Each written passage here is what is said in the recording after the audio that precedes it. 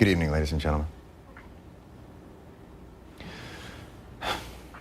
Have a bite. Come on. Here's a character. That would be first-class taunting, wouldn't it? Hard not to punch that, isn't it? If it's acceptable for them, then so be it. Certainly wouldn't be acceptable on our end of it. I think you guys know me well enough by now to know that. So there's not much I can say about that. The NHL rules on something, and they decide to make a mockery of it. That's totally up to them. That's their way of handling things. So be it. Oh, if only we had the tape. I mean, that would really make you look bad. We didn't have a chance to find a tape that would be the absolute clearest. I'm kidding, we have it. Remember the Burrows bite? Well, Recchi, look at Lapierre. You want to bite this? And Lucci's trying to feed fingers to Burrows. It is an ongoing theme.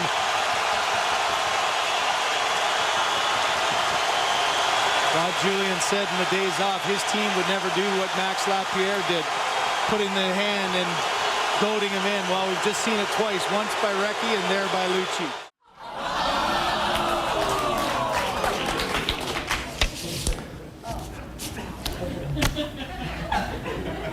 This isn't even fun anymore. I barely even get angry about this. It took longer to play that clip than it took to find it. Our players are generally clean.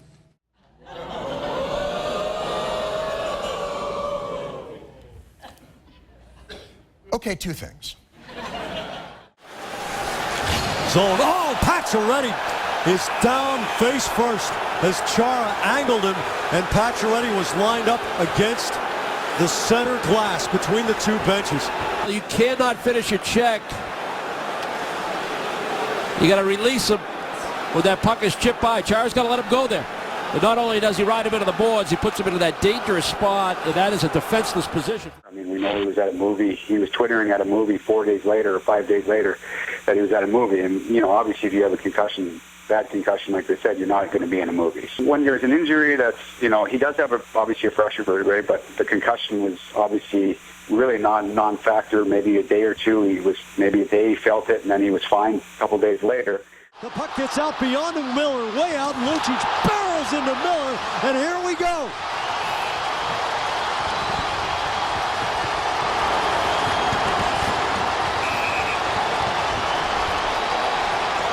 Lucic is going to be penalized for this. I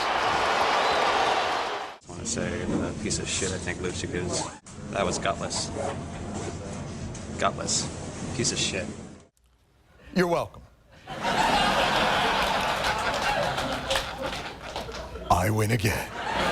And Andrew Ference, you better get ready to open up your wallet, because this little act here after you scored the goal, your first one since 2003.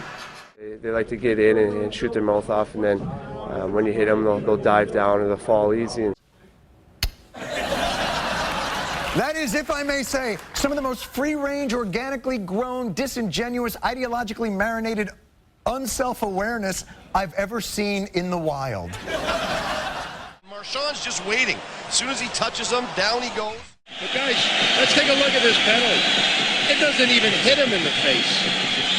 And he sells the call. There goes the head back. Henrik just now receiving word he's getting a penalty. Oh, that's not a penalty. The toe pick. Yeah, absolutely. Watch, that's literally a little tap. Watch the little clip with the leg to Thomas. But guys, he's outside the blue paint. I mean, he's not like Luongo. He's 3 feet outside the blue paint. That's not a penalty. And Thomas sold it pretty hard. He dove one time too many.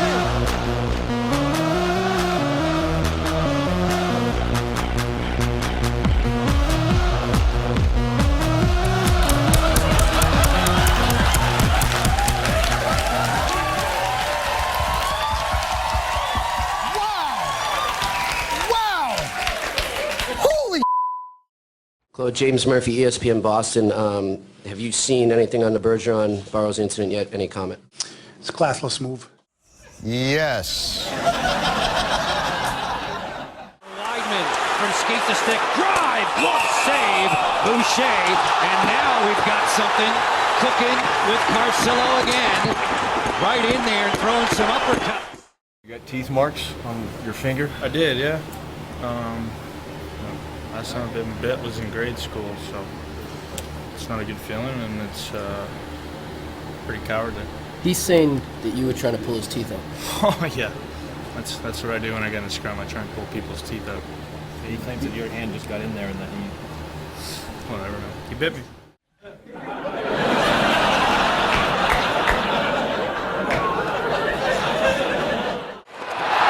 man, there's going to be a penalty to Marchand. It went low on Salo, and he's down.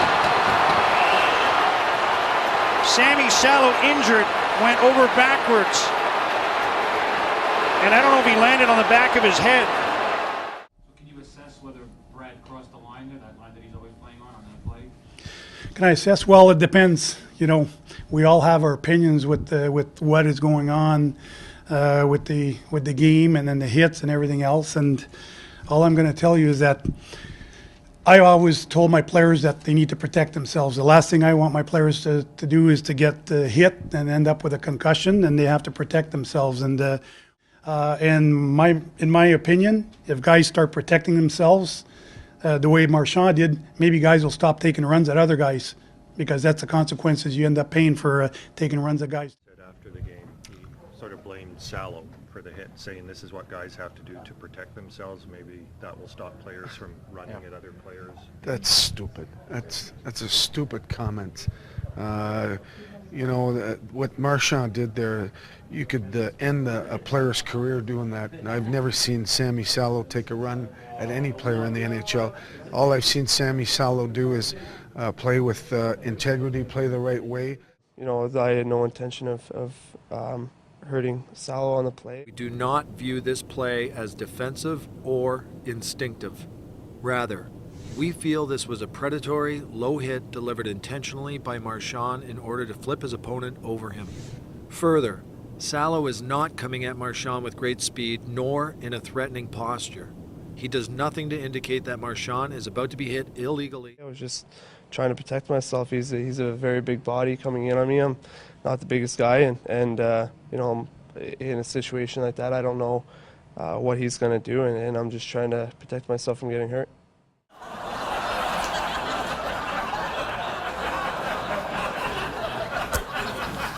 You know, I've said it before and I'll say it again. Go yourselves. We'll be right back. Tell me a little bit, if you would, about the bad people. Home is where the heart is, and much of the Sedin's heart is in Vancouver. Their $1.5 million donation last month to the BC Children's Hospital stands as one of the largest individual contributions the hospital has ever received. I've heard that initially you wanted to make this donation with no publicity whatsoever. Is that true? Yeah, I mean, you don't do this to get publicity. I mean, you do it because you want to help, but then they wanted to put it out there to have more people coming along and give donations. We asked them if we could let the world know just what a terrific gift they've made. As we all go forward in our lives, having the chance to give back is very important. When you have leadership from people such as Henrik and Daniel, I think it affects a lot of people. The X has said that the Bruins play a stupid style of hockey. What are your thoughts on that? Yeah. We play stupid. Yeah, no. Play stupid. I guess we're stupid, we're idiots, and they're the smartest team in the league, so. Sean, you got it. Sean, go ahead. Am I on? Yeah, all right. Go off.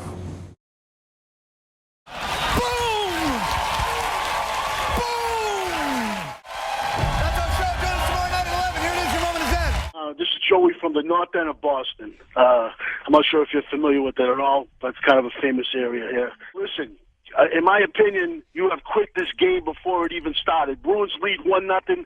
Game hasn't even dropped the puck yet. Okay? You sent a loud message. You sent a statement. Instead of playing what you think is your best goalie, but this is a mind game.